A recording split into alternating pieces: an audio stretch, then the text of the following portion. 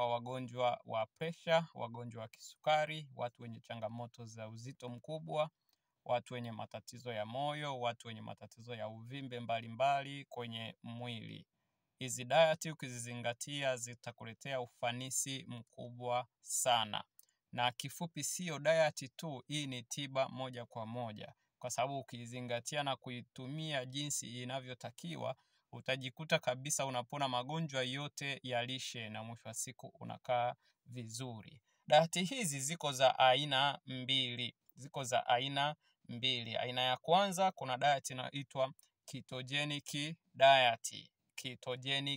diet. Na aina ya pili ni diet inaitwa carnivore diet. Kwa hiyo ni diet aina mbili, ketogenic diet pamoja na carnivore diet. Sasa tuangalie ketogenic diet ni nini?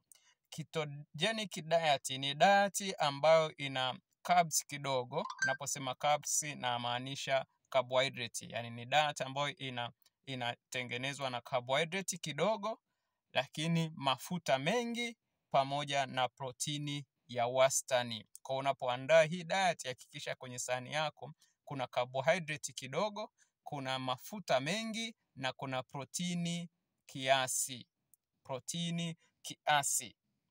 Ambapo hii diet inalenga kuingiza mwili katika hali ya ketosis. Ketosis ni hali ambayo mwili unatumia mafuta kama chanzo cha nishati kuliko kutumia glucose ama carbohydrate. Kwa hiyo unapoandaa hii diet ukaweka kiwango kidogo cha carbohydrate, ukaweka mafuta mazuri mengi na ukaweka protini kiasi, manake unasababisha mwili kuingia katika prosesi ya ketosis, ambapo utatumia mafuta kama chanzo cha nishati ama kama chanzo cha nguvu ndani ya mwili na sio glucose ama carbohydrate kama chanzo cha nguvu. Lakini hapa kwenye ketogenic diet vyakula vinavyoruhusiwa ni mafuta mazuri. Kumbuka katika video zangu nyingi nimekuwa nikielezea ya kwamba unatakiwa kuepuka mafuta yatokanayo na mbegu. Kwa hiyo hapo unatakiwa kutumia mafuta mazuri kama siagi, mafuta ya nazi, mafuta ya mzeituni, mafuta ya mawese, mafuta ya parachichi, mafuta ya karanga. Hayo ni mafuta mazuri, unatakiwa uya include katika lishe yako. Lakini pia unatakiwa include protini kiasi. Na hapa protini inapatikana kwenye nyama, inapatikana kwenye mayai, inapatikana kwenye samaki, inapatikana kwenye dagaa. Kwa hiyo hakikisha kwenye lishe yako kuna vyakula vya namna hiyo.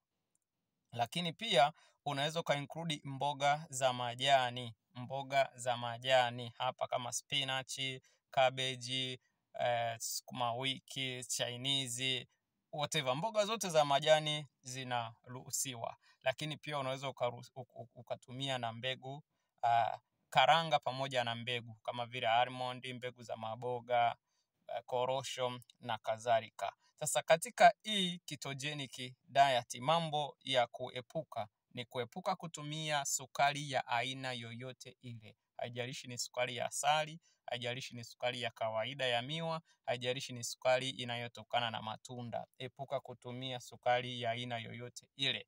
Lakini katika hii diet epuka kutumia vyakula vyenye wanga mwingi, na hasa hapa tunazungumzia vyakula vyenye ambao tunasema ni wanga nyepesi. Epuka kutumia wanga nyepesi, tumia wanga mgumu, complex carbohydrate kama viazi, kama mihogo, kama ndizi za kupika, kama maboga, kama magimbi na kadhalika. Na penyewe kumbuka unatakiwa utumie kiasi kidogo. Mafuta ndio yanatakiwa yawe mengi na protini ya kawaida. Hii ni ketogenic diet. Ambapo sasa hii diet ina uwezo wa kukutibu pressure, ina uwezo wa kukutibu kisukari, ina uwezo wa kukutibu mauvimbe, inaweza kukutibu changamoto ya uzito mkubwa na magonjwa mengine mengi ya lishe. Diet ya pili inaitwa carnivore diet. carnivore diet. Carnivore diet hii ni diet inayojumuisha matumizi ya nyama tu. Yaani hapa ni kula nyama peke yake, na pengine unaweza ukaongeza mayai pamoja na maziwa.